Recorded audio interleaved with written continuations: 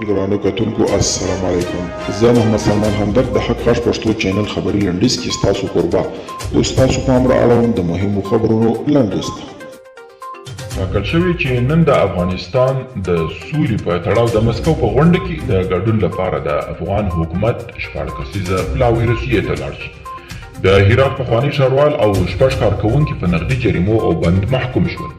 د اداري فساد پر ضد د مبارزې عدلیې او قضایي مرکز استئناف محکمې د هرات پخوانی ښاروال غلام دستګیر مشفق او د هرات ښاروالۍ د پراختیا او بازار موندنې پخوانی امیر خالد عمر په 15 کاله او 1 میاشت تنفیذي بند او 4 تنه نور په 3 کاله بند او تنقید نقدي جریمې محکوم کړل. مسکو کې افغان سفیر وایي راتلونکي کنفرانس کې مو روسیه نه د پلاوي هرکلی کوي او نه یې هم لګښتونه راکوي. د امریکا د بهرنیو چارو وزیر وایي د برما پوځ له مظاهرچیانو سره وحشانه چلند کړی.